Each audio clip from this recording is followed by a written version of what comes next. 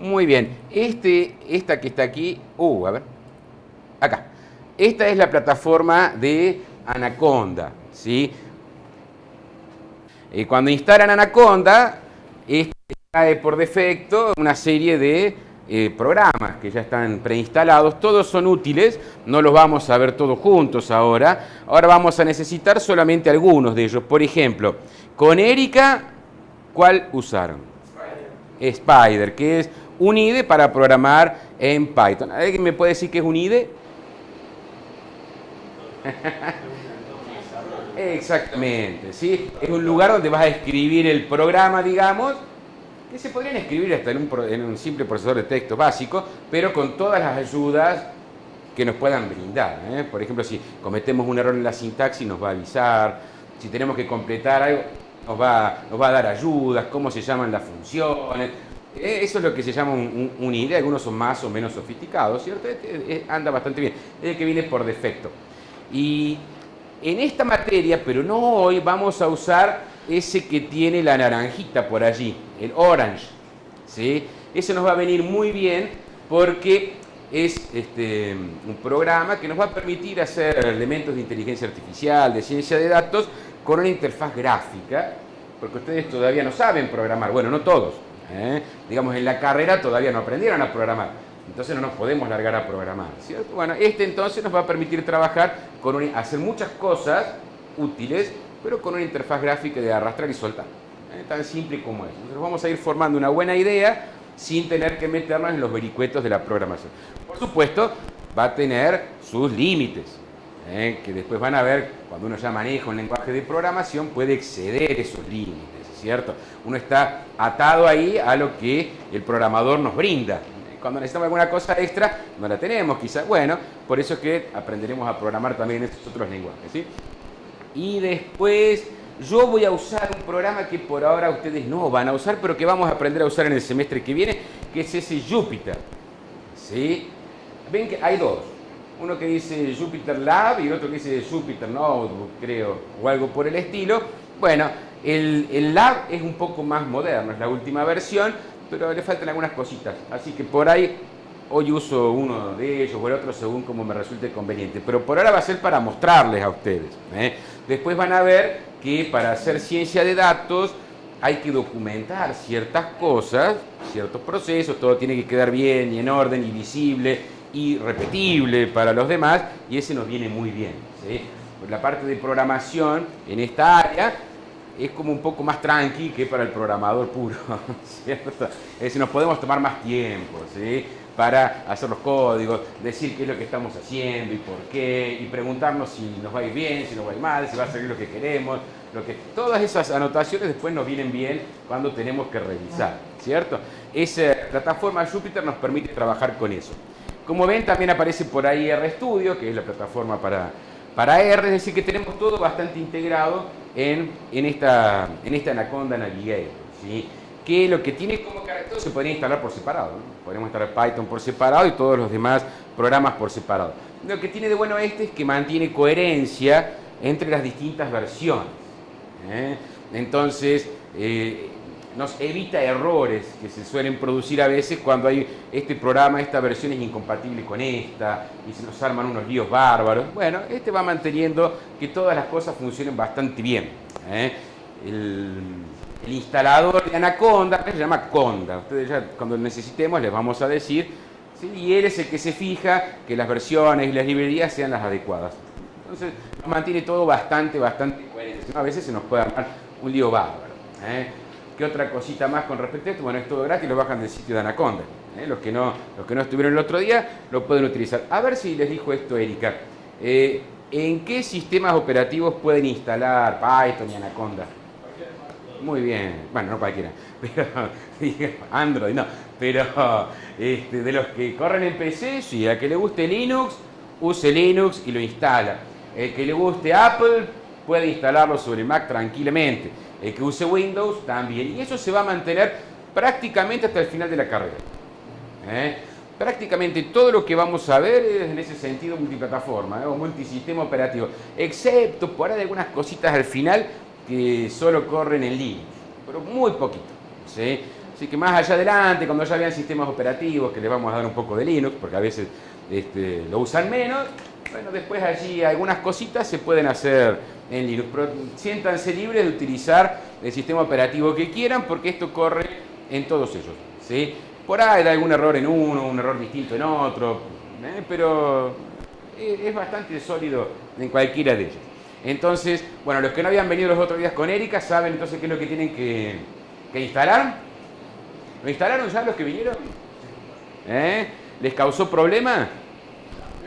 Yo sé que les dijeron, Erika les dijo que se crearan un environment allí dentro de esta plataforma. Te muestro a vos, que no estuviste por allí.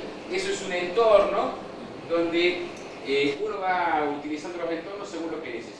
Podrías usar todo en el entorno raíz, en el root que dice allí, pero como te decía, a veces te puede haber problemas entre las versiones de los programas, o te dice, no, este solamente funciona con la versión tal de otro, tal otra cosa. Entonces, vos decís, bueno, me creo un environment para esto y lo uso para desarrollar tal cosa y sé que no tengo problema. Esencialmente es para eso. Y en cuanto a la versión de Python, a mí me anda mejor la 3.6. Hay 3.7, a veces me da problemas. Si quieren, fíjense en la 3.6. Hubo un salto grande desde las versiones 2.7 en adelante. Usemos la 3. Si bien no está todo trasladado todavía hasta las versiones 3, hay mucho. Lo que necesitamos está, o la gran mayoría. Y si necesitáramos cambiarlo, pues crearíamos un ambiente con un Python 2.7 y trabajamos allí con un Python 2.7 y en otro ambiente con un Python 3.6. No hay problema, para eso están justamente esos ambientes, ¿sí? Bueno, muy bien. Ahora sí, entonces podemos comenzar un poco ya con los temas. Yo sé que ustedes han estado buscando, investigando, viendo, porque si no lo ven acá, estudiar inteligencia artificial y ciencia de datos. ¿Qué cosa es esto de la inteligencia artificial? ¿Anduvieron mirando un poco por allí? ¿Anduvieron curioseando? Sí, claro que sí, se tiene que haber estado requete ansioso. Yo hubiera estado requete ansioso. A veces toma caminos que no se nos ocurrieron a nosotros. Por ejemplo, para segmentación de clientes. Sí, total, es un clásico. Lo que me acabas de decir de que te puedes segmentar de una forma inesperada, es así, exactamente. Así que el ABC1, C2 es una antigüedad. Sirve para algunas cosas. Muy bien, ¿qué más anduvieron viendo? ¿Alguno encontró por allí alguna buena definición de inteligencia artificial o algo similar? ¿Que se anime a decirla? No se animan a decirlo, yo sé que estuvieron viendo por ahí. A ver, ¿nadie se anima? Bueno, mejor, porque no quiero arrancar por ese lado. ¿Sí? Porque si no va a ser aburrido, no sabemos todavía de qué estamos hablando, así que tenemos que arrancar haciendo algo. ¿Tienen ganas de pensar un poco? Muy bien, vamos a pensar un poco, si es que nos dejan los software. Se van a encontrar con un detalle. Primero, no puedo usar programación, como les decía, porque todavía no saben programar, de hecho. Así que por ahí yo voy a poner un código por allí. Ustedes no se preocupen porque no estoy pretendiendo que lo hagan. Pero sí lo dejo a la vista porque me gusta que vean y que se vayan acostumbrando a la sintaxis, a ver este Python. Mira, se escribe así, pero programación les va a tomar Erika en este semestre. Erika nada más. Yo no les voy a tomar nada que tengan que programar. ¿Estamos de acuerdo? Muy bien. Así que cuando vayamos viendo ahí algunas imágenes, algunas cosas, yo he escrito algunos códigos porque tengo que traer cierta información o lo que sea. Ustedes no se preocupen, pero sí mírenlo. Yo no les voy a pedir que lo hagan. ¿Estamos de acuerdo? ¿Sí? Si en todo caso, si necesitara hacer algo por el estilo, yo se los pondría en el parcial. Esto ya está hecho. ¿Estamos de acuerdo? Pero ustedes no lo van a tener que hacer. Así que no se me asusten por ese lado. Hola, ¿qué tal? Muy bien. Ahí viene otro de los chicos. Donde puedas. Por acá, y mira. ¿Aló? ¿Qué tal? Muy bien. Y yo sé que tienen que estar curiosos. Hola, Pineda. Tienen que tener mucha curiosidad sobre cómo es posible hacer. Cerrate la puerta bien, Pineda, ya. Gracias. Sobre cómo es posible hacer que una máquina, un software, haga cosas inteligentes. Porque si no les causó inquietud eso, no estarían acá. ¿Sí? Entonces vamos a ver cómo puede ocurrir esto. Y a veces las cuestiones son simples. ¿Sí? Entonces vamos a comenzar con algunos elementos simples que los van a resolver ustedes. Y vamos a pensar que eso se podría programar. ¿Sí? Vamos a ver qué tengo por aquí. A ver. Ahora, ¿tengo el control de sus máquinas, chicos? ¿De todos? Muy bien, esperen que voy a ver si acá. Muy bien. Esto, les comentaba, esto que estamos viendo, ¿ven eso en pantalla? Sí. Bueno, eso que están viendo allí está hecho en ese programita que les decía, Júpiter, ¿sí? Tiene sus características interesantes, que es como, por ejemplo, que esos cuadrados, ustedes no lo van a tener que usar en este semestre, así que no se hagan drama, pero yo como les voy a usar esa herramienta para que ustedes vean de qué estoy hablando, ¿cierto? Pero sí la van a tener que aprender a usar después, me sirve bien para documentar muchas cosas. Les decía, ¿ven ese rectangulito que está marcado allí con un celestito al costado? ¿Sí? Bueno, eso es una celda. En la celda podemos poner código o podemos poner texto. Cuando ponemos código, lo ejecutamos y el resultado de esa ejecución se muestra justamente debajo. El resultado puede ser un número, puede ser un gráfico o algo por el estilo. ¿Sí? Entonces eso nos permite ir ejecutando y viendo qué es lo que pasa, ejecutando y viendo qué es lo que... Eso es lo que yo voy a hacer. Yo lo voy a ver si lo instalo más completito para la clase que viene, porque mi idea había sido, en mi máquina lo tenía instalado más completo. ¿Ven que dice algo como slide? ¿Sí? Podemos transformar cada celda en una diapositiva. Entonces, a la hora de charlar en clase, es como que uno fija la atención en un solo punto. Así que vamos a ir fijando la atención en una cosa por vez. Ya para la clase que viene seguramente lo vamos a tener arreglado para que se pueda ver de esa manera. En este caso no estaba instalada esa parte, entonces no puedo hacer ese jueguito, ¿sí? Pero sí podemos tranquilamente seguir el texto. Disculpen los técnicos, el cuadradito del TeamWeaver no lo cierro, pero sí lo puedo correr para abajo. Así los chicos ven. Muy bien. Ustedes no sé si les comentaron los profesores que ya tuvieron, pero acá en el IES armamos lo que se llaman los textos interactivos digitales. Se les llama TID. La idea del TID es comenzar siempre pensando por donde quiera, Bracamonte. Algún problema que deba ser resuelto. ¿Sí? Y entonces después vemos cómo podemos hacer para resolverlo. Eso nos da la oportunidad después de presentar los temas a modo de herramientas, porque siempre nos gusta encarar las cosas desde el punto de vista de hacer algo. No un teórico que quede así, flu, sino, bueno, esto sirve para algo. A veces tenemos que tocar temas teóricos, pero yo no quería empezar hoy con las clasificaciones de la inteligencia artificial, la historia, eso charlamos un poco después. Entonces hoy van a hacer ustedes inteligencia biológica y me van a enseñar un poco qué podemos hacer con inteligencia artificial a partir de allí. Vamos a ver esta situación que les decía, a ver. Vamos a leer un poco a ver qué es lo que dice ahí.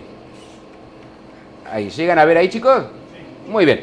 ¿Qué dice? A ver, tenemos el siguiente problema que nos planteó un médico. Dice, para cierta enfermedad existe un tratamiento que si se empieza tempranamente da muy buenos resultados. Pero ese tratamiento tiene un defecto.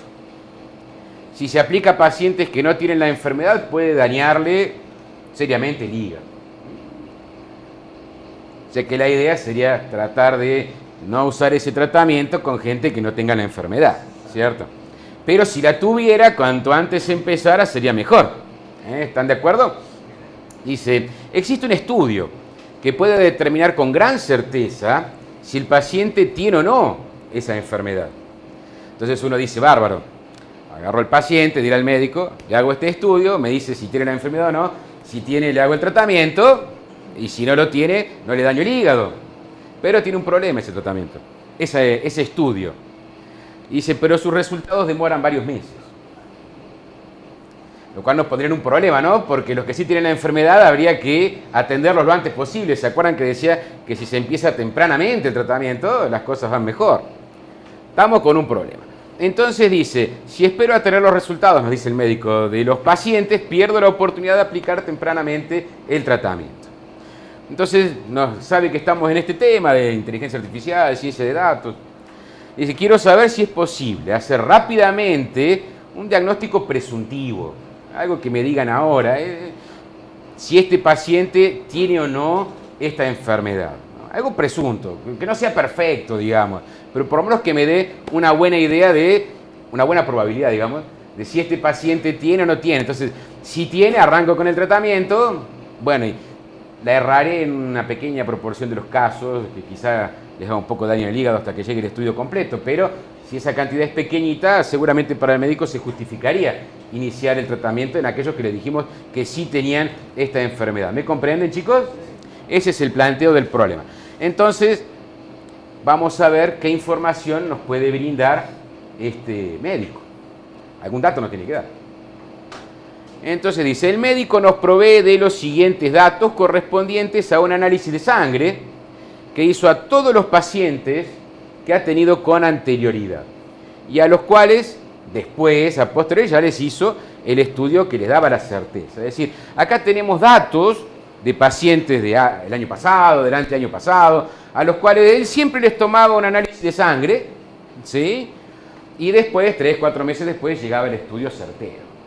Es decir, tenemos acá una cierta información sobre el análisis de sangre y sabemos después si tenía o no tenía la enfermedad. Dice, mira, tengo esto. A ver si con esto vos podés darme una pista de qué pacientes nuevos podrían tener esta enfermedad o no, ¿cierto? Entonces, vamos a ver qué es lo que tenemos allí, a ver qué información nos da. Lo único que tenemos es análisis de sangre, ¿sí? Un poquito más abajo, lo que les decía, no se preocupen por ahora, hay un código escrito. Yo voy a achicar un poquito ahí para que lo vean, ¿sí? No importa ahora qué es, pero sí denle una mirada. Ustedes no van a tener que escribir esto hasta el semestre que viene, ¿sí? Pero ven, hay algo que dice import, pandas. Entonces ven, ahí en esa celda que dice número 8, ¿la ven, chicos? Ahí hay un código, que es un código de Python, ¿sí? Les comento por ahora qué es, pero no es algo que ustedes vayan a tener que hacer. Pero siempre vayan leyéndolo. Así se van ambientando un poco. Ahí dice que vamos a importar, la palabra es import, una librería que se llama Pandas. Ese es un clásico dentro de lo que es Python para el análisis de datos, ¿sí? Nos permite organizarlos, trabajar bien. Y nos permite dar un nombre más cortito. Típicamente se la llama PD, a Pandas. Importa Pandas y llamala PD de ahora en más. Eso es lo que dice ahí. Y abajo, ya una sentencia un poquito más grande, dice DF-01. DF le puse por data frame. Un marco para guardar datos, ¿sí? ¿Y qué dice por ahí? A ver qué les parece que puede decir. Que sea igual a, dice, que le asignemos, ¿qué cosa?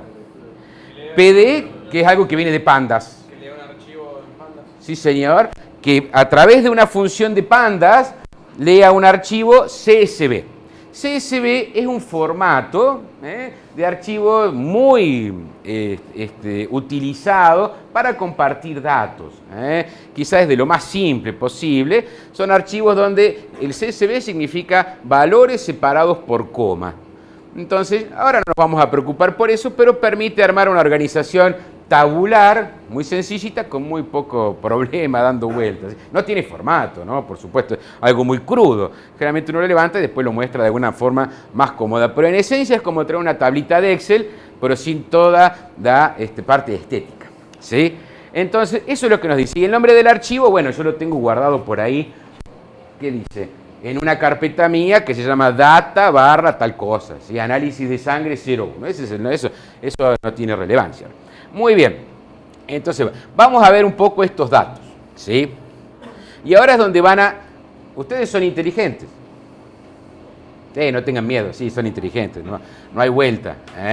Así que estos son los datos que nos provee el médico de sus pacientes. Ahí mostramos estos poquitos, ¿sí? Pero imaginémonos que sean centenares. A ver si podemos ver qué es lo que dice ahí. La primera columnita, esa que dice 0, 1, 2, 3, 4, ese es solamente un índice. No le lleven el apunte. En Python es muy habitual que los índices comiencen en el número 0, ¿sí? En vez del 1. Bueno, puede ser molesto o no, pero no hay mucho para hacer. Olvídense de ese que no importa mucho ahora. Y después dice, han medido en la sangre algo que es la sustancia X1. No nos importa, esa sustancia. Y la clase, el resultado, en este caso es si tenía la enfermedad o no. No se olviden que le tomaron el análisis de sangre cuando el tipo entró al consultorio y 3, 4 meses más tarde llegó el resultado, ¿sí? O sea que esta es información muy fidedigna que tenemos, ¿sí? Entonces fíjense, por ejemplo, que dice que cuando el resultado de la sustancia X1 en la sangre era de 0,01, ¿tenía o no tenía la enfermedad? Cuando era 0,47, cuando era 0,54, ¿se dan cuenta la información que les está brindando ahí? Muy bien, ahora quiero que se pongan cabeza, papel y lápiz y me digan, piensen un ratito, no griten en voz alta porque quiero que todos piensen, apenas se den cuenta no lo digan, esperen un ratito, ¿sí? Porque todos tienen que pensar un poco, a ver si pueden encontrar un patrón en esos datos que les diga, mira, bajo qué circunstancia da no, bajo qué circunstancias da sí. Tómense unos minutitos y mírenlo. ¿Encontraron algo? Veo muchas sonrisas socarronas por allí. ¿Fueron encontrando? Sí. A ver, ¿qué encontraron? Díganme un poquito. El valor siendo menos de 0,50, 0,50 da negativo y en caso de ser mayor a 0,50 da positivo. Ah, ¿coinciden por ahí, chicos? ¿Anda más o menos por ese lado? Falta, ¿cuál es, chico? 0,054 justito da que sí, ¿no? Entonces, abajo de 0,50. Bueno, 0,50 es un valor interesante por ahí. Interesante ahí que haya 2 o 3 valores. 0,51. Claro, habría que ver el valor. ¿Cuál es el que más conviene, cierto? 0,54 Para ver cuál de los dos. Pero todos se dieron cuenta más o menos allí cómo era esto. Muy bien. Les tomó unos pocos segundos. Fíjense un detallecito mínimo, ¿no? Si yo les hubiera dado estos datos ordenaditos, quizá lo hubieran encontrado más fácil todavía, más rápido. Al principio, viste, que hubo que mirar, revolear los ojos. Creo que abajo lo puse ordenadito. Ah, no les comenté este pequeño código que está acá, pero no sé que con Erika vieron un comando print el otro día. ¿Sí? Así que dije, le ponemos bueno. Y no se asusten eso que dice round 2, era simplemente para redondear a 2 decimales los valores numéricos. Para no tener ahí una cadena de decimales que les iba a molestar a la vista y no me interesaba en este momento, ¿sí? Muy bien.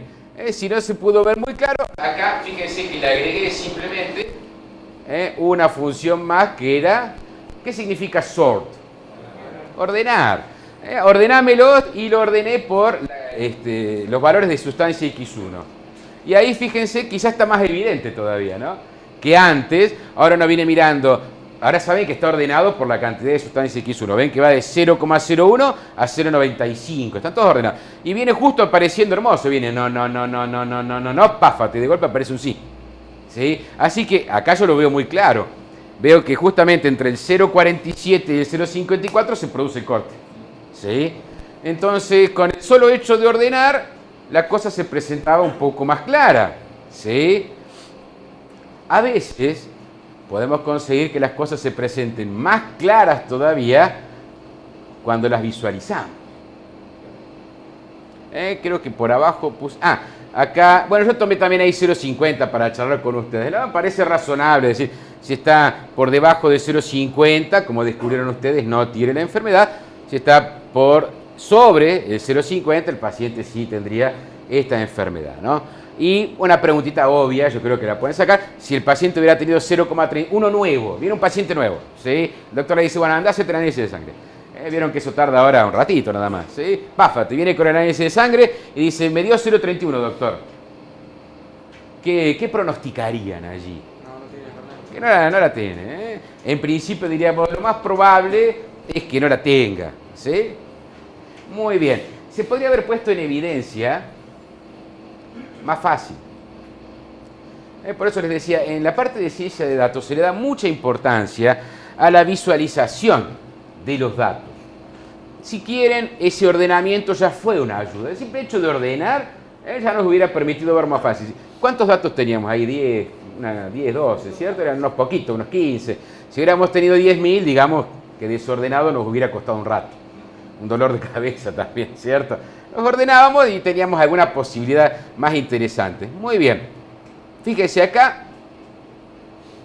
Les ordené bueno, en realidad dice gráfico, cuando uno hace gráfico automáticamente se ordenan, ¿sí? Y con celestito puse unas crucecitas que corresponden a los valores de no tiene la enfermedad, y con rojo a los valores que sí daban que tenían la enfermedad. Claro, cuando uno grafica, aunque más no sean un simple eje como ese, los está ordenando también, ¿sí?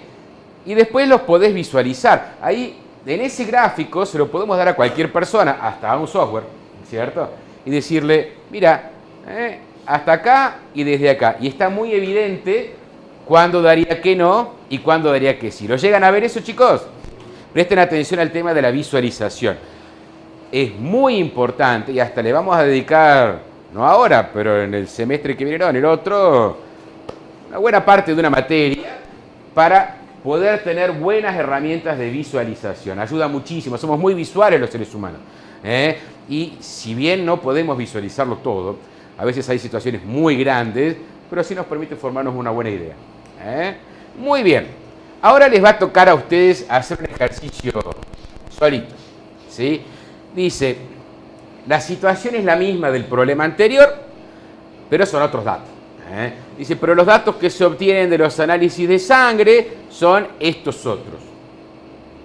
Descubra usted el patrón que se esconde en estos nuevos datos. Es decir, el mismo médico, el mismo análisis de sangre, ¿sí? La misma sustancia X1, pero ahora con alguna particularidad por allí. Así que ahora los dejo que miren un poquito, ¿sí?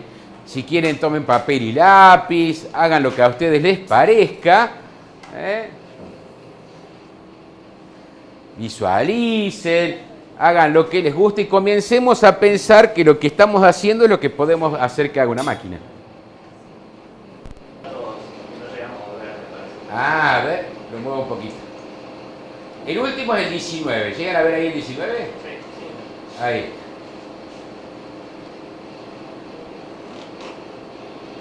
Porque es del 0 al 19 eran 20, me parecía que había puesto un número más redondo.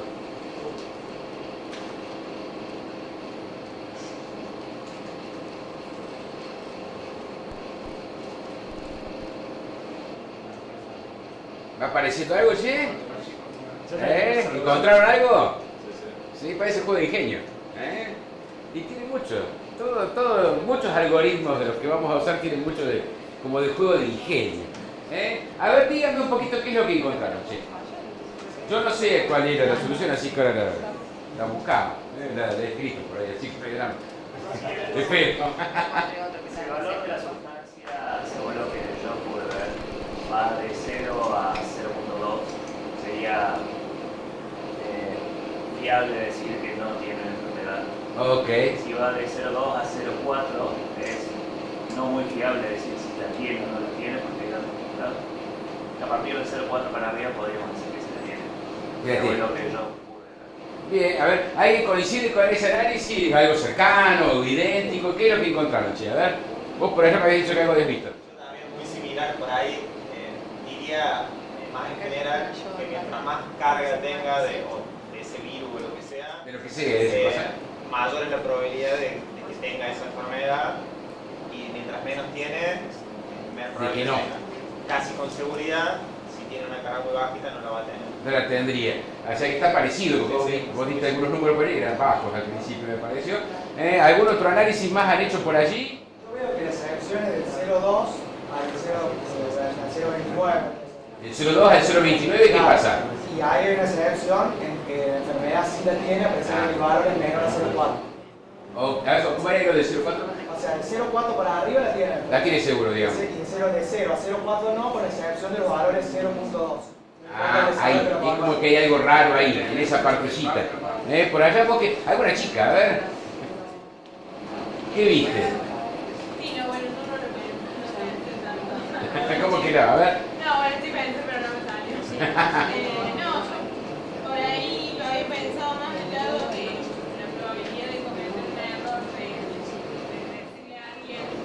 Bueno, eso es ya después vamos a darle precisión al tema. Digamos, Sí. a decirle que por ahí también, por ahí en los valores más bajos había más probabilidad de decirle a un paciente que no tenía la enfermedad cuando sí la tenía. Ajá. Y en cambio cuando en los valores más altos sí era más probable de De acertar. acertar el diagnóstico. Ajá.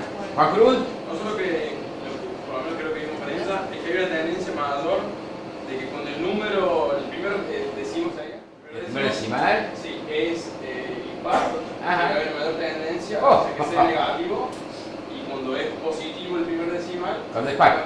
Cuando es par, perdón, el primer decimal, ya hay más tendencia a que sea positivo. Wow, mira esa, se fijaron ahí si era par o si era impar. Muy bien. Quique. ¿Por allá alguien más quiere comentar algo? Dale, Carlos. Yo noté que los que daban negativo eran el primer decimal era 0, 1 y 3 nada Ajá. más. Y los otros que dan sí son 2, 6, Vale. 4. Bueno, está parecido a algo que comentaban por allá. Comentaba Spinelli. ¿Ustedes también vieron algo similar? Sí. Bien, bueno, vamos a ver qué se puede analizar. Parece que han coincidido bastante, como que había una zona rara por ahí, por lo que escuché. ¿Cierto que era 0,2? A ver, vamos a investigar un poco. A ver, yo les diría, a ver, ayúdense cuando puedan, porque acá muchas veces el tema es pegar la técnica con el problema. A ver, ¿qué hago? ¿Qué uso para resolver este problema? Eso nos va a pasar toda la carrera, ¿sí? ¿Qué uso? Porque hay muchas herramientas. ¿Qué uso para resolver esto, para visualizar esto? En este caso, visualizar nos viene bien. A ver, ¿qué tenemos ahí?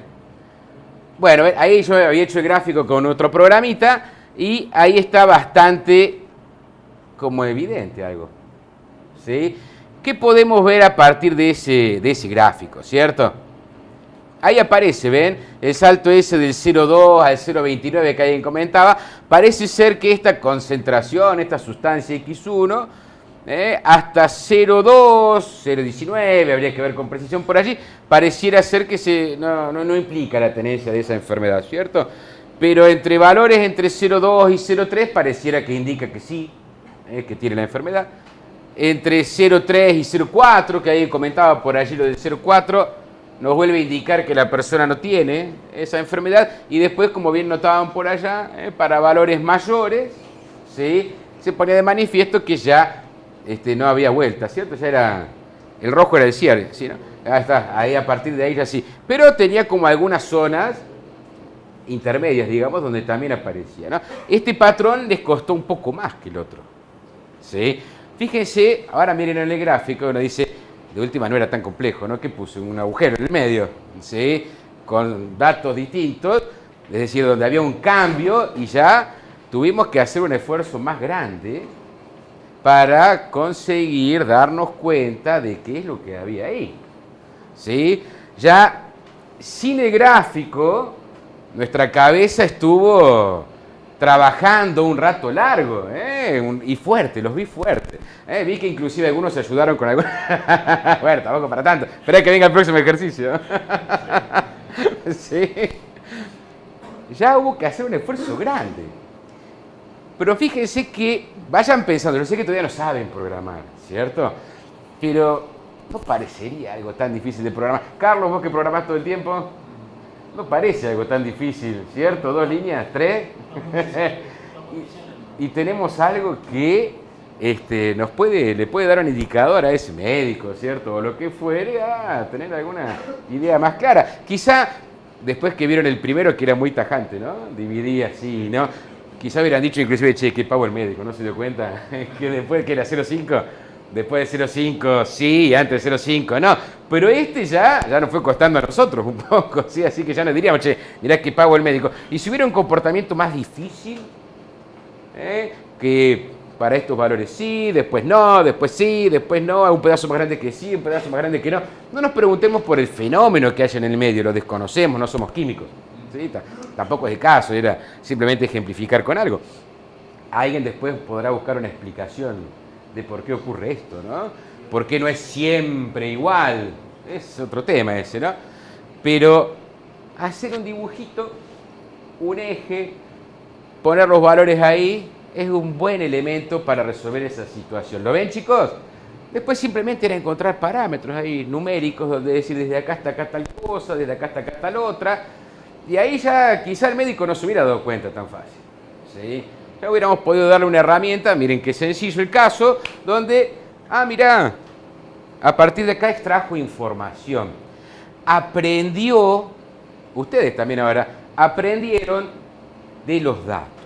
¿Sí? Es una de las técnicas que usamos hoy día en la parte de inteligencia artificial. Yo sé que saben cómo se llama eso. ¿Cómo se llama cuando aprendemos a partir de los datos? Machine Learning, ¿sí? A veces puede ser algo tan sencillo como eso. No necesariamente tienen que ser cosas complejas para poder extraer información, patrones, a partir de los datos. ¿Qué es lo que pasa? ¿Por qué nos parecía más complejo el problema al principio? Porque nuestro cerebro es maravilloso, pero le cuesta manejar un volumen grande de información. Si hubiéramos puesto 1000 datos, no lo hubiera resuelto nadie. Bueno, si lo resuelve uno de ustedes me avisa. Tenemos un Einstein en el aula. ¿Sí? Pero digamos, el común de los seres humanos con 100 datos, yo creo que ya te tenés que pasar toda la noche. ¿Cierto? Si ya con 10, 15 hubo que forzar la cabeza, con miles ya es imposible. Pero justamente ahí es donde las máquinas son fuertes, en trabajar muchos datos como si fueran pocos. Tarda más, pero no tiene drama, es más de lo mismo. Para nuestra cabeza el más de lo mismo no existe, se satura. ¿Sí? Pero nosotros nos podemos dar cuenta de qué le tenemos que decir que busque. Por ejemplo, un algoritmo sencillo, ahí Carlos, lo tomo a él porque sé que programa desde hace mucho tiempo, podría haber dicho, ordenemos, cuando cambie el resultado, marcar, cuando cambie el resultado, marcar, esos son los límites de que hay algo raro al medio, 3, 4 líneas de programación, ¿cierto? Viene con, no, cuando cambie, marcámelo, tirámelo, guardarlo en algún lugar, lo que sea, cuando cambie nuevamente, ¿sí? Y tenemos listo en 3, 4 líneas un programita que nos resolvería un problema. Fíjense la magnitud de este problema. Ahora, ¿dónde puedas? Mira, acá hay máquina también. Fíjense lo siguiente. Si ustedes tuvieran que pensar en un problema donde, como es en este caso, ¿cuántos datos teníamos? Eran poquitos, 10. Esas se llaman observaciones, después lo hablamos un poco. ¿Y qué era lo que medíamos en esas observaciones? La sustancia X1. ¿Sí? El otro, el sí o no, era el resultado. Decíamos que teníamos una variable, digamos, que era la sustancia X1 y un resultado. Menos que eso no puedo tener. Si no tengo el X1, no tenía nada. Menos que eso no puedo tener. ¿Cómo se irá complicando el problema cuando tenemos más? 2, 3, 4, 5 variables. Con 2 y 3 variables y un resultado todavía nos podemos llegar a formar idea.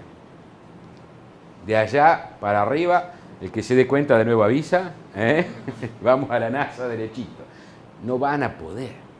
Entonces, ¿qué tenemos que hacer? Generarnos la intuición, el conocimiento de cómo podemos hacer funcionar un algoritmo en pequeña cantidad de variables, pero después programarlo en más, no. Para la máquina es lo mismo. Para nosotros no es lo mismo, pero para la máquina sí. Repetir el proceso con más variables le cuesta tiempo, pero no esfuerzo, ¿me comprenden? Como nos pasa a nosotros, no podemos visualizar más de 2, 3, hasta 4 variables por ahí al mismo tiempo. Ya después nos perdemos.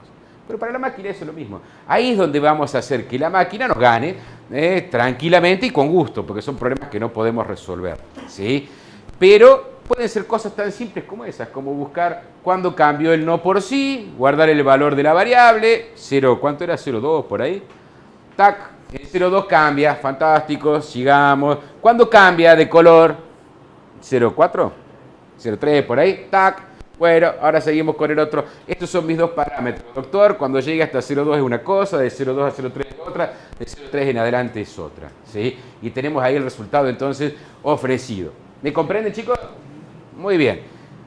Hay que seguir pensando. A ver, yo creo que les puse algo más interesante. Sí, les puse algo más interesante. Ahora van a tener que pensar un poco más. Sí, ahora van a tener que ir pensando un poco.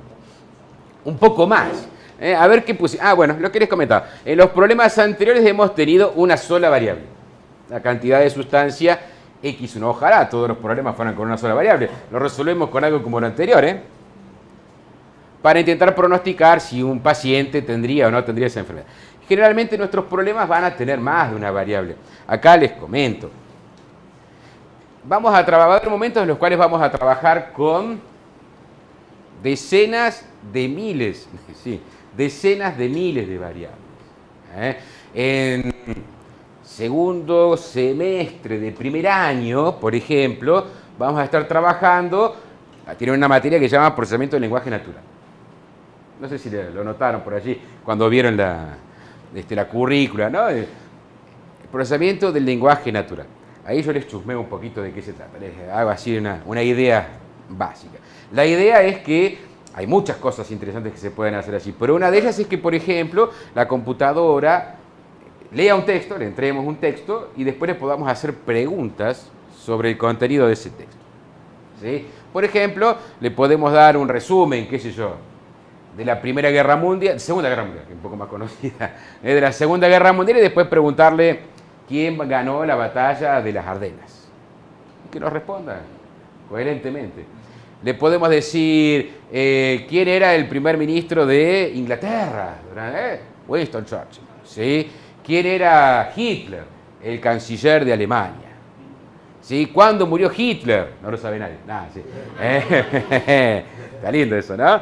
Finales de abril del 45. Creo que el 1 de mayo del 45 ya no sabemos dónde estaba. Si se había suicidado, ¿no? Algunos dicen que no. Lindo tema, ¿no? En Brasil, dicen también acá en el sur. Hay de todo, ¿no? Anduvieron viendo, son curiosos. ¿Sí? Y le damos el texto y es capaz de entenderlo. O sea, no sé si lo entiende, pero es capaz de darnos las respuestas correctas. Ya vamos a hablar de eso, de qué es entender o no. Otro caso, el procesamiento del lenguaje natural. Podemos recopilar información de Internet sobre lo que las personas opinan sobre lo que quieran. Una marca, ¿sí? No puedo decir marcas, ¿no, Colo? Porque estamos sonados hoy, ¿no? Con la grabación. Una marca de zapatillas, por ejemplo, ¿sí? La información que la gente pone en Internet es pública, podemos ver todos los tweets que hablen de esa marca y para saber qué opina la gente no tendríamos que leerlos todos. 10, 15, 20 millones de tweets, ¿sí? Entonces, para después poder decirle al jefe, mire, señor, la gente creo que tiene buena opinión, porque creo que leí más que eran buenos que eran malos, ¿sí? Pero se puede entrenar, en base a esos datos, a la computadora, al sistema, para que sea capaz por sí sola de interpretar si el contenido sentimental, se le llama análisis de sentimientos, no nos pongamos románticos, ¿cierto? Análisis de sentimientos, respecto a los tweets, si es positivo o negativo. ¿Sí? Y a partir de allí, pasarle 1 millón de tweets, 1 millón de posteos en Facebook, y que nos diga, que nos cuente cuántos son buenos, cuántos son malos, cuántos son positivos, cuántos son negativos. Ahora, ¿a qué iba esto? Yo les decía que teníamos millones de variables en algunos casos. Generalmente, cuando trabajamos en procesamiento del lenguaje, cada palabra que se utiliza es una variable. ¿Sí? Más o menos cuántas palabras usamos en el español.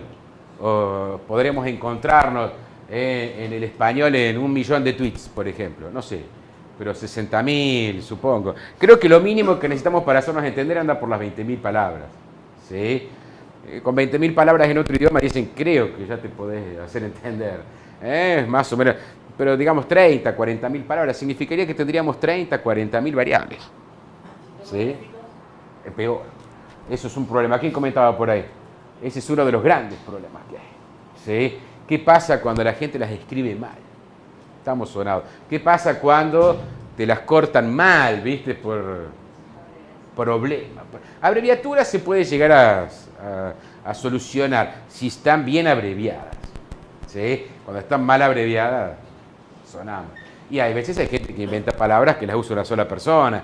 Eso es más complicado todavía, ¿cierto? Sí, los errores nos causan grandes problemas.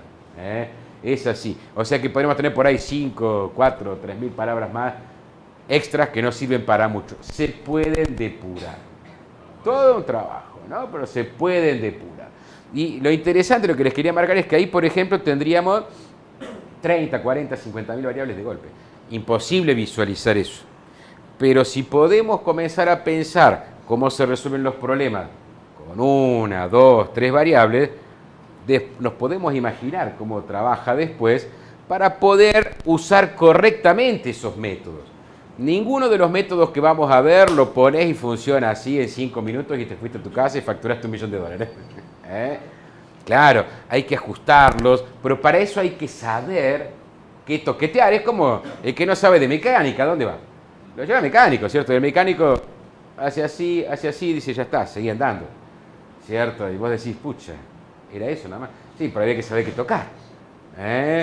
Ese es el tema que tenemos. Tenemos que conocer cómo funcionan los algoritmos, imaginarnos ellos en 2, 3 dimensiones, que es donde nos podemos imaginar, y después sabemos que esto se puede extender a una mayor cantidad de variables o de dimensiones, ¿sí? Otro caso donde tenemos muchísimas variables, cuando analizamos imágenes. Ustedes por allá en el 5º semestre, en tercer año, tienen una materia que se llama procesamiento de imágenes. Pero no es solamente procesamiento de imágenes puro, es aplicarles inteligencia artificial. Por ejemplo, para que en una imagen, en una fotografía, podamos identificar, bueno, lo que necesitemos, ¿sí? ¿Qué estamos buscando? Rostros. Lo habrán visto en muchos videos, ¿cierto? Se identifica la cara y después dicen, ese es el delincuente más buscado por el FBI, ¿sí? Hay 2 partes allí. Para nosotros son cosas fáciles. Ustedes nos miramos acá y nos damos cuenta qué cosa es una cara y qué cosa es una computadora, ¿cierto? Pero para, más o menos, pero para un software, imagínense una foto de esto. ¿Cómo sabe qué cosa es una cara ahí? No es fácil, ¿sí?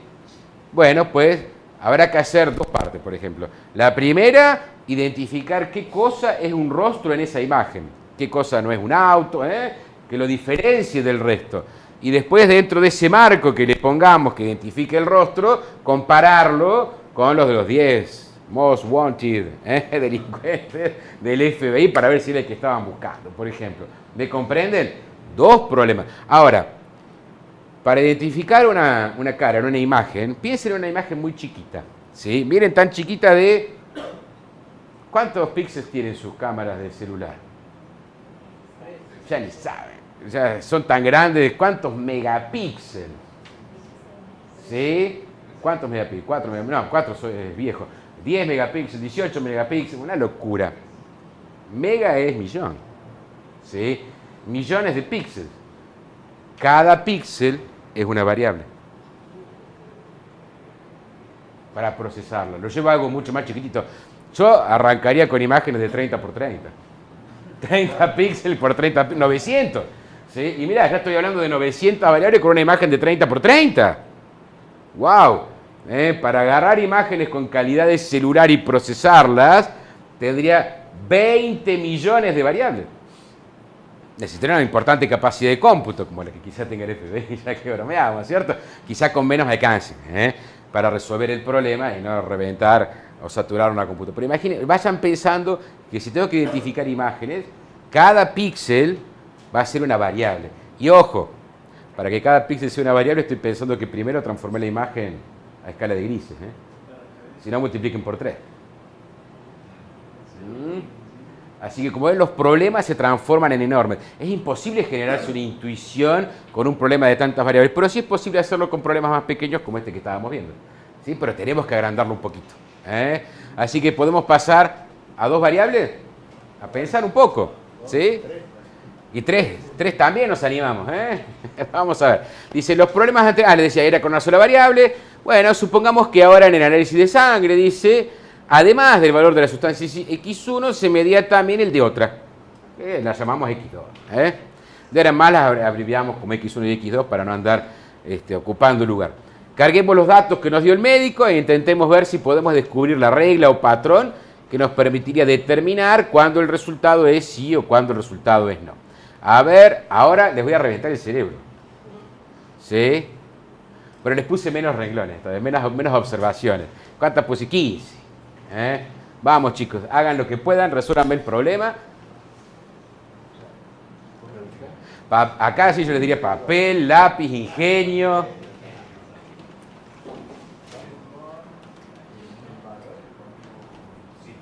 Anoten, que el cerebro se cansa rápido.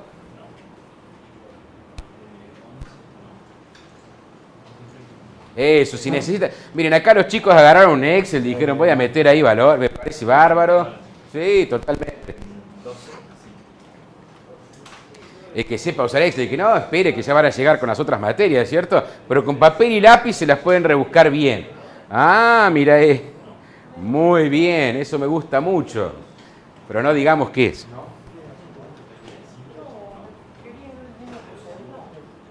No, no son porcentajes, son números. Ah, ¿sí por el 0 con la rayita? Ah, es el 0. Las proporciones entre uno y otro. Está bien.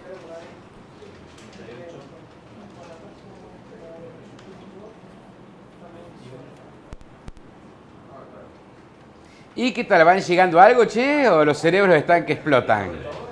He visto muchas formas de análisis. A ver, ¿quién llegó a alguna conclusión? ¿O asume que llegó a alguna conclusión? Vos también. Levanta la mano.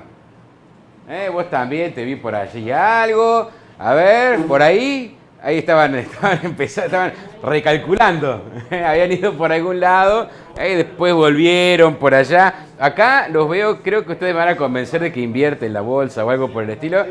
Porque estaban con algo. Estábamos en otra cosa. ¿Vos qué tal? Ahí veo unos gráficos muy lindos. Después por allá los chicos estaban viendo como algunas tendencias, algo interesante por allá. Bracamonte se armó un lindo gráfico, muy esquemático allí. ¿Sí? A ver, por allá, Zen, ¿qué tenemos? ¿Estaba Zen hoy? Acá, por algún lado estaba. ¿Qué tal? A ver, che, mira un poco para acá. A ver. Un gráfico de dispersión, pero todavía no puedo hacer que se me entienda. Bueno. Muy bien, mírenme acá, chicos. Han luchado, han pensado qué es lo que quería que hicieran, ¿sí? Y algunos han llegado a cosas muy útiles de entrada. Es más, de hecho, creo que los que encontraron una solución más rápido fue simple. Y acá a veces hay que empezar por lo simple. Miren, y les voy a mostrar por dónde pueden haber encajado cada uno. Los que se hicieron algo un poco más complicado y después van a ver que no está mal. Hay que ver cuándo usarlo. Generalmente uno tiene que comenzar pensando lo simple. Y si lo simple no funciona, ir pasando elementos más complejos. Vamos a ver un poco. A ver, yo algún tipo de solución puse por acá y si no, la hacemos. Ya me acuerdo acá. Yo acá les puse dos formas de analizarlo, que son las dos que quiero que vayan. En realidad es una sola.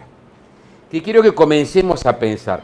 Porque es uno de los métodos de hacer machine learning más intuitivos. Por eso que todos han podido avanzar en algo. Después habrá métodos, hay muchos que son intuitivos, pero el más intuitivo es este, ¿sí? Y entonces vamos metiéndonos un poco en tema de cómo funciona esto de que una máquina obtenga resultados inteligentes a partir de los datos. Ahora, si una máquina obtiene buenos resultados a partir de esos datos, tenemos que decir que actúa inteligentemente, ¿no? Nos costó un rato. Somos el bicho más inteligente que conocemos y nos costó. Así que si obtiene algo, tenemos que decir, che, el resultado es inteligente. Si es inteligente la máquina o no, lo debatiremos dentro de 3 años. Fíjense, hay una forma. ¿Quiénes hicieron informática aquí? Analistas de sistemas, de ingeniería en computación. Levanten, hay 4 o 5 chicos por allí. Habrán escuchado hablar alguna vez de los diagramas de árbol. ¿Sí? ¿Quiénes estudiaron en el IES de los que levantaron la mano? 2, 3 por ahí. Seguro que Erika les hizo recorrer un árbol. ¿Es cierto? ¿En qué materia era? Estructura de datos. Debe haber sido ahí. Última bolilla, ¿no? A recorrer los árboles. Todo. Muy bien. Este que está acá tiene un nombre un poquito distinto. Es árboles de decisión. ¿Sí? Yo este resultado de acá, yo lo hice con un software que ustedes van a aprender a usar a partir de la clase siguiente. Pues no me iba a ensuciar los dedos con lápiz, ¿cierto? Siendo que tenía el software. Pero la idea era que ustedes trabajaran un poco para que tuvieran que pensar en el tema. Fíjense cómo es analizarlo con un diagrama de árbol. Ustedes tienen que saber cómo funciona el diagrama de árbol. A mano lo van a hacer solamente cuando yo se los pida. En el trabajo no lo van a hacer nunca. Porque van a usar un software que lo haga rápida y correctamente por ustedes. Pero tienen que saber qué fue lo que estuvimos pensando y analizando. Fíjense. ¿Se llega a ver ahí, chicos? ¿Está un poco chiquitón? ¿Lo agrando un poco? A ver, no sé si se agranda mucho ahí. Ahí se agranda un poco, ¿no? Muy bien. Miren el lado izquierdo, que ahí arriba le puse el titulito de que es el árbol. ¿Sí? Ahora hablamos cuáles son las partes del árbol, pero es muy intuitivo. Fíjense, dice al principio de todo, dice que tenemos 15 casos. Y que nos da esa información. Y que 9 de esos casos, o sea el 60%, son valores negativos. Dice no. ¿Comprenden eso que acabo de ver? ¿Ven dónde lo estoy leyendo, chicos? Acá. Nos tiene esa información. Dice, en total hay 15 casos, 9 de estos son el no. Por eso por el no, 60%, 9 de 15. ¿Cierto? Que si nos ponemos a contar acá, seguramente debe ser así. A ver, 1, 2, 3, 4, 5, 6, 7, 8, 9. Era correcto. 9 de esos 15 eran no. Fantástico. Y él comienza analizando por la variable x2. Dice, si el valor de x2 es menor o igual que, léanme ustedes, 0,255, miren, resuelve una parte de cajón, al toque. Si es menor que esto, da no. ¡Paf! Se sacó una parte de... ¿Cuántos casos son ahí? 5 de 5. De los 15 casos resolvió el problema para la tercera parte de un golpe. Dijo, sácate. Ahora le quedaban otros 10 casos por analizar. La rama derecha, ¿cierto? Porque 5 fueron para menor o igual que 0,255. ¿Están de acuerdo? Sí. ¿Llegan a ver que esos eran 5? Ah, tenés que hacer así, mira. Te molesto un poquito. Acá. Ahí está. ¿Llegan a ver que esa salida, si es menor o igual que 0,255, son 5 casos, che? ¿Están seguros? Y dice que el 100% de esos 5 de 5 corresponden a no, se sacó el problema de encima, chao, me quedan 10 casos por analizar, dirá el software por adentro. Vamos por la rama derecha, que era cuando el valor de x2 era más grande que 0,255. Ahí dice, mira, acá me quedan 6 casos, me quedan 10 casos. De estos 10 casos, 6 dicen sí. O sea, el 60%. Esa es información. Muy bien. Vamos a ver cómo los puedo distinguir de estos 10 casos, si tengo alguna forma de ver cuáles van a decir que sí, cuáles van a decir que no. Y el camino más interesante o más corto que encontró era usar la otra variable acá. La variable x1. ¿Sí? Dice, si x1, si llegué hasta acá, ¿no? Y si x1 es menor o igual que 0,232, sí, 232, entonces son 6 casos y dice, el 100% de esos 6 casos es sí. Paf. Y del lado derecho, o sea, cuando la x1 ahora es mayor que 0,232, quedaban 4 casos, porque eran 10, ¿se acuerdan? El 100% es no. Chao, acabé el problema, voy a descansar un rato, dijo. ¿Sí? Fíjense los últimos cuadraditos que se llaman hojas en un árbol. Cuando ya no sigue, se llaman hojas. ¿Sí? Ha resuelto correctamente los 15 casos que teníamos. ¿Sí? Esa forma de organizarse, tomar esto y decir, bueno, a ver, lo voy a dividir por x2 primero. A ver, después puede ser por x1, o puede ser que tenga que volver después a la x2. Eso no hay problema. No es que una vez que usaste en una rama, no podés volver a usar la variable que usaste antes. No hay problema con eso. Sí, creo. Actualmente, no sé, con lo que vamos a hacer ahora, sí. El programa nos va a brindar estos datos, sí. ¿O tenemos que descifrar nosotros? No, solo. Lo que vamos a charlar la clase que viene es de dónde salen esos números. ¿Sí? Pero, por eso les hice a la derecha, al lugar donde los quería traer. ¿Sí? Que es la intuición geométrica de lo que es un árbol de decisión. En el lado derecho, fíjense ustedes, ¿qué fue lo que hizo? Vamos a arrancar acá al principio. Dijo x2. Si x2 es menor que 0,255, eso tiene una interpretación gráfica. ¿Cuál es? Miren, x2 es el eje vertical, x1 es el eje horizontal. Y a él se le ocurrió arrancar por x2, ya veremos por qué. Y dice, si x2 es menor o igual que 0,255, yo hice esa raya por ahí, esa la hice a mano. Más o menos 0,25 y un poquito más, ¿sí? esta raya marca para abajo todos los puntos donde x2 es menor que 0,255. Y para arriba todos los puntos donde x2 es mayor a 0,255. ¿Lo ven eso, chicos? Sí, fantástico. Miren abajo de esa raya, ¿qué les quedan? En todos casos celeste, era no el celeste, ¿cierto? Ya. ¿Sí? Entonces después nos posicionamos a mirar hacia arriba, porque lo de abajo ya lo solucioné. Eso es lo que dijo la máquina, lo que dijo el algoritmo. Dijo, bueno, para lo que me queda, que es lo que está para el lado de arriba de 0,255, yo veo que tengo los rojitos de la izquierda y los celestitos de la derecha. Cuestión de encontrar un valor que lo parta y estamos solucionados. Y él lo encontró. Dijo, es el 0,232 en x1. ¿Lo ven? ¿Sí? Es esta raya que está acá. ¿Sí? Da más o menos ahí 0,231. Para la derecha están los valores de x1 mayores que 0,231. ¿Están de acuerdo? Y para la izquierda de esa raya vertical los valores... Ok. Entonces dice, podría haberla prolongado esta abajo como para que vieran hasta dónde llegaba, ¿cierto? Pero ahora hacer 2 líneas era demasiado para mí, mis habilidades gráficas. Así que tenemos, una vez que le hicimos esta división que nos dividió en arriba y abajo, después hubo que dividir simplemente en izquierda y derecha. Y lo resolvió. Eso que ven en el árbol es esto gráfico.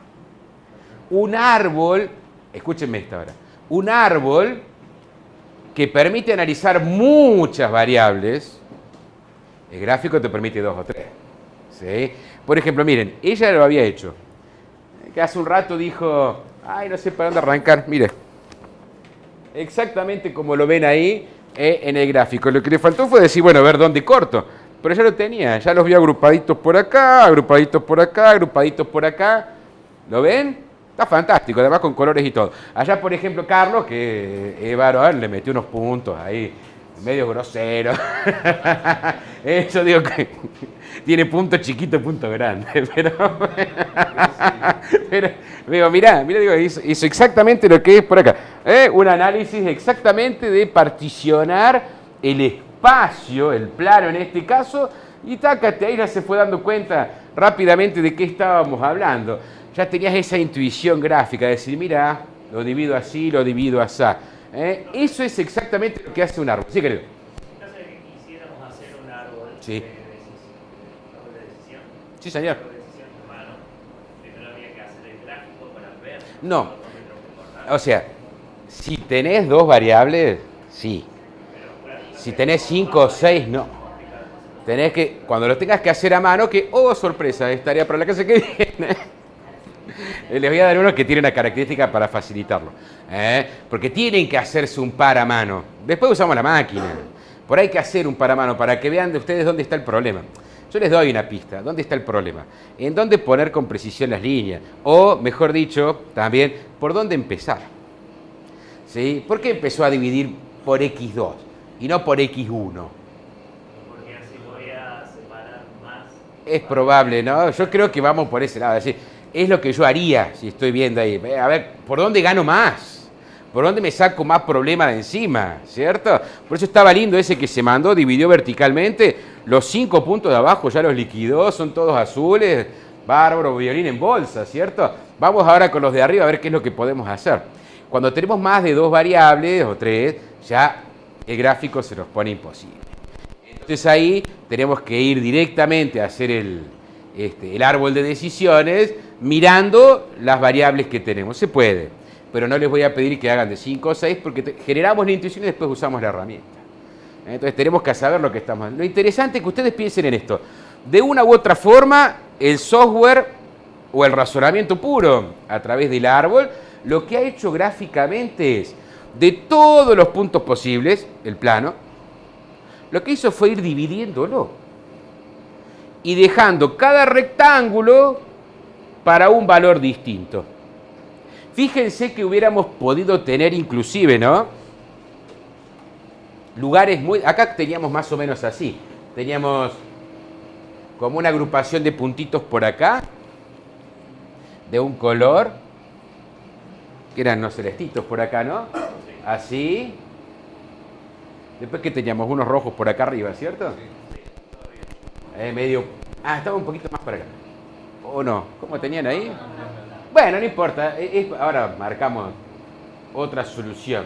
Después aparecían por acá otros celestitos, supónganse por acá. ¿Sí? Entonces vimos que el tema, ¿cuál era? Decidir si es rojo, si es azul, si es sí o si es no, es dividir correctamente el plano. Y después ver en cada rectangulito del plano qué le toca. Sí.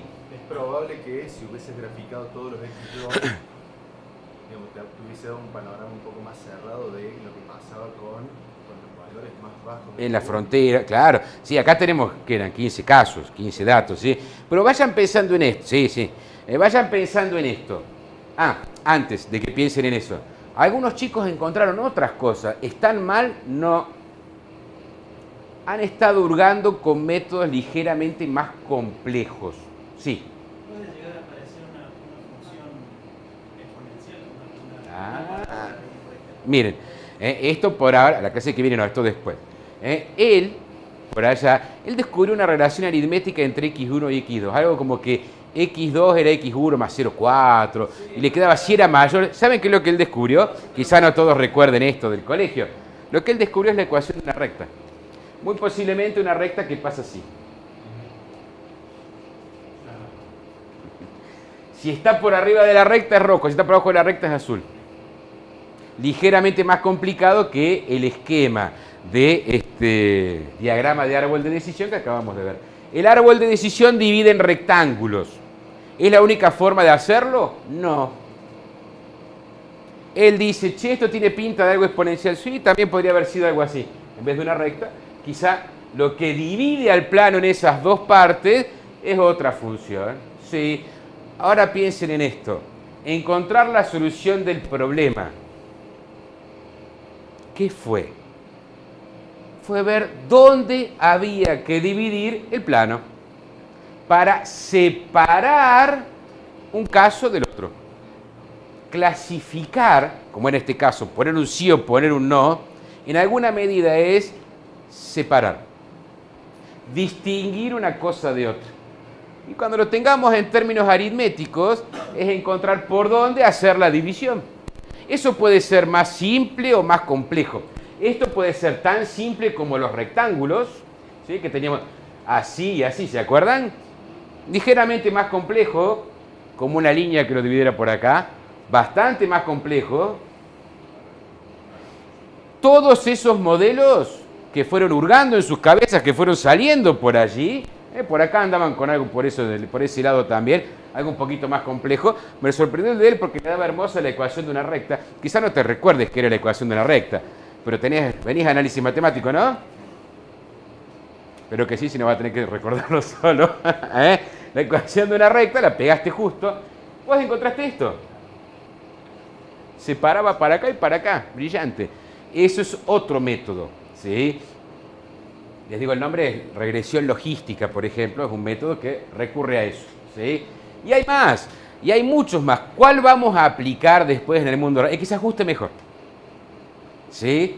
El que se ajuste, acá tenemos poquitos datos, pero tampoco vamos a buscar un ajuste súper preciso, ¿sí? Inclusive esto, miren, ¿quieren resolverlo de una forma más compleja todavía? Miren, podríamos enmarcarlo en ecuaciones algo más complicadas.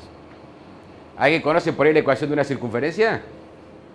Se involucra x al cuadrado, x1 al cuadrado y x2 al cuadrado. Por ahí andaban buscando algo. También podría ser algo más complicado, ¿sí?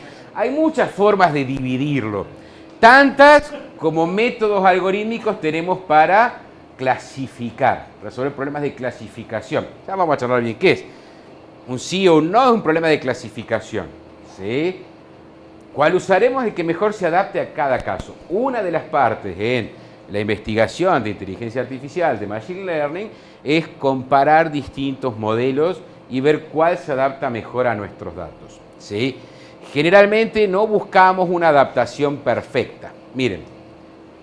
Y les decía, esto puede ser muy complejo. Hay casos donde a veces con rectas se te puede complicar o con otras se te puede complicar. Supónganse que hubieran tenido así, miren.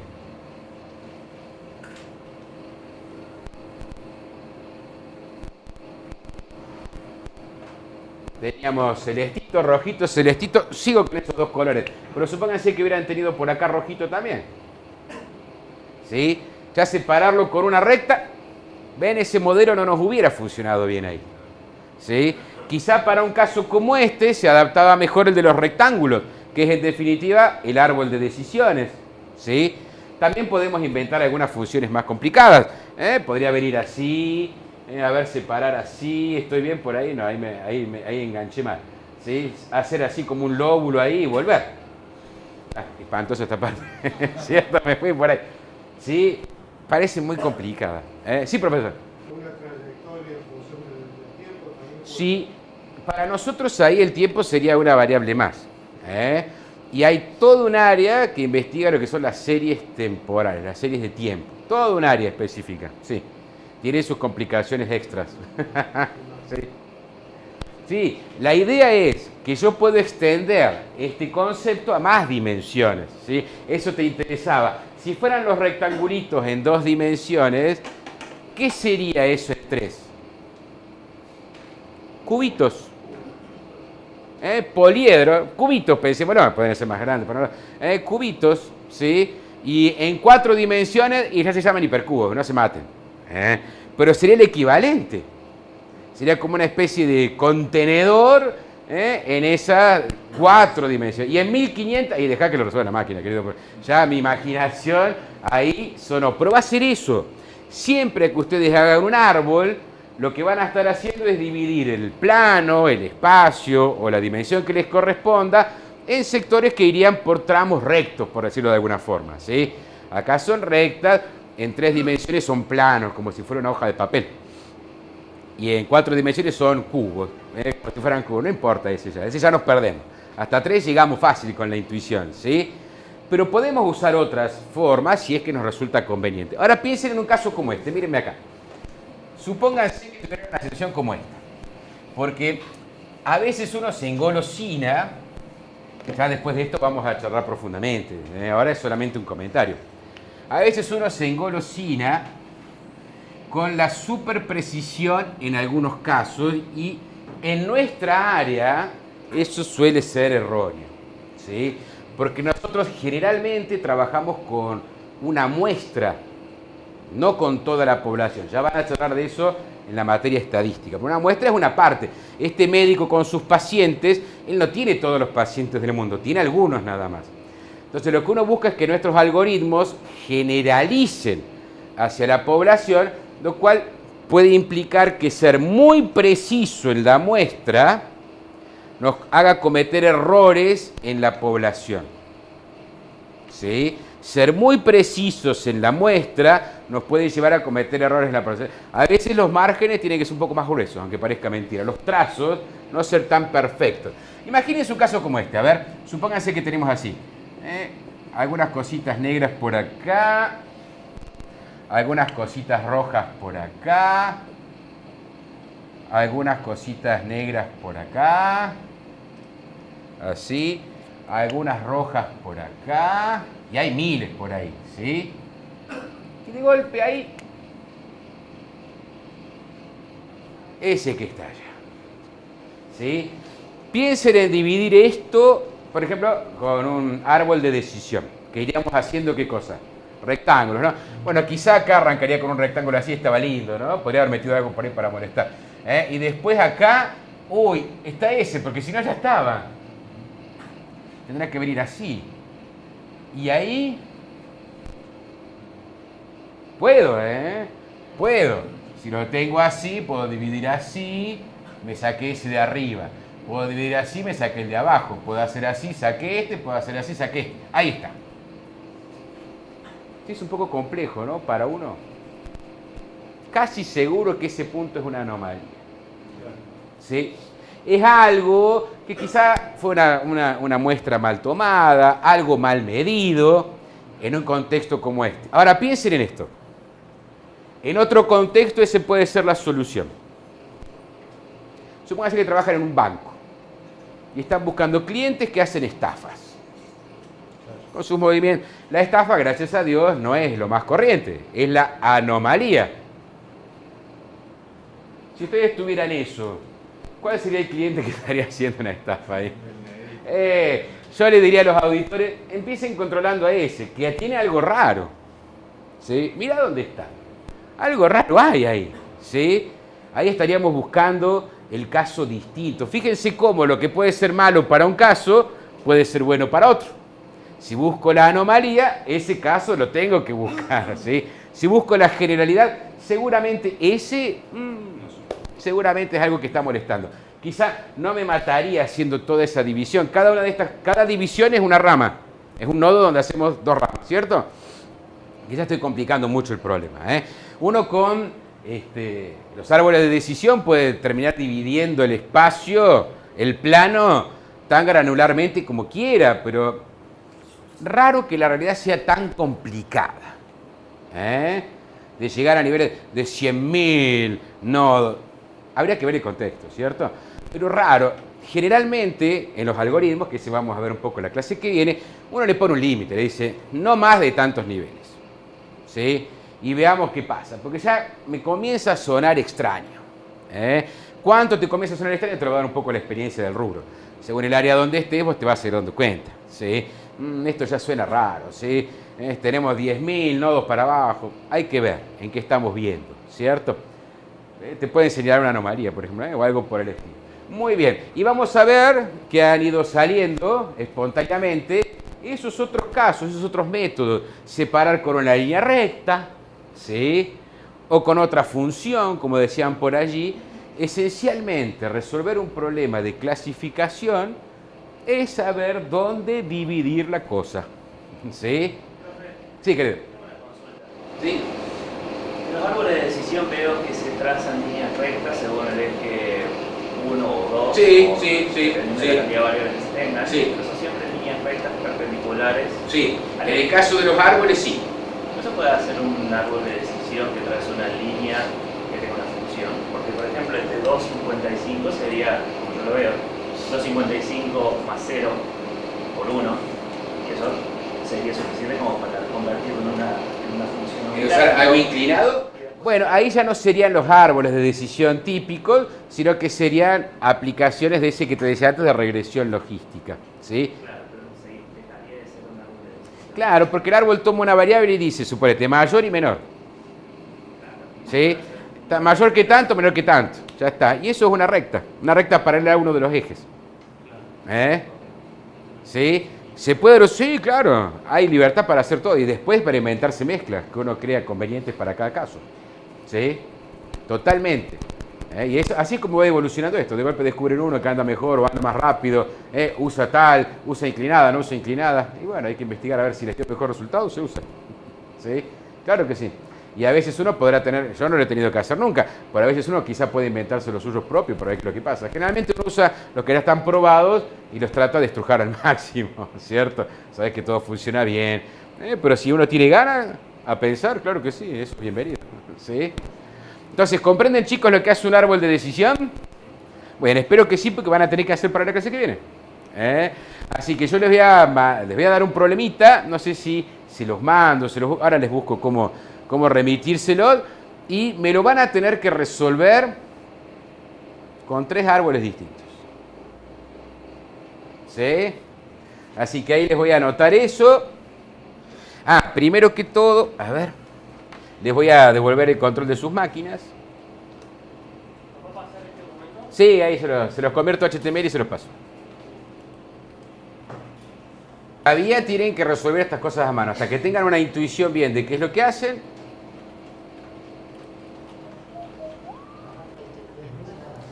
Ahí les voy a tomar el control un segundito, chicos, para mostrarles de qué trata el ejercicio. Que van a tener que resolver de varias maneras. 3. Con 3 árboles.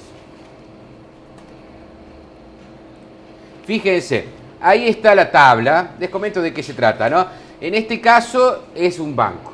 El banco quiere saber si darle crédito. ¿Tienen ahí a la vista? Entonces no arrancó. A ver. Ahí va. ¿Ahora? Ahora sí. El banco quiere saber si darle crédito a nuevos solicitantes. ¿Sí? Entonces dice, bueno, recopilemos información de otros años y veamos quiénes nos pagaron y quiénes no, porque el banco lo que quiere es que le paguen. Entonces, por ejemplo, antaño hubo un cliente, el que acá está con el número 0, que tenía deuda antes con el banco, era femenino, no trabajaba, era propietaria de una casa, propietario ahí de una casa, ¿sí? Y no se recomienda hoy darle crédito porque en aquella época no lo pagó.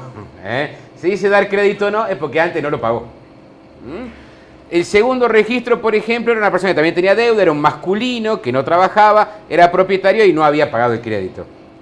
El tercero era una persona que no tenía deuda con el banco, era femenino, trabajaba, tenía casa y sí pagó el crédito. Entonces, ese sería un prospecto para decir, sí, démosle un crédito a alguien que venga con estas características, por decirlo de alguna forma. ¿Me comprenden, chicos? ¿Dar crédito es? Dar crédito es que en el pasado devolvió la plata. Entonces queda ahí como dar crédito, sería para uno nuevo que viniera, que tiene deuda fuera no, por ejemplo, de género fuera femenino, trabaja no, propietario no, a ver qué le vamos a poner. ¿Le damos el crédito o no? Basados en que los anteriores sí devolvieron o no devolvieron su crédito. ¿Me comprenden, chicos?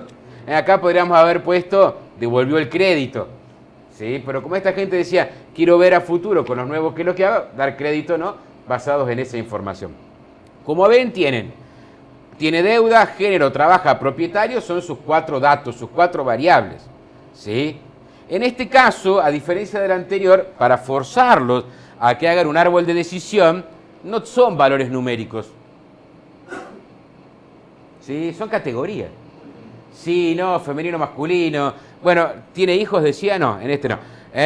Trabaja, no trabaja. Entonces los voy a obligar más a pensar como árbol.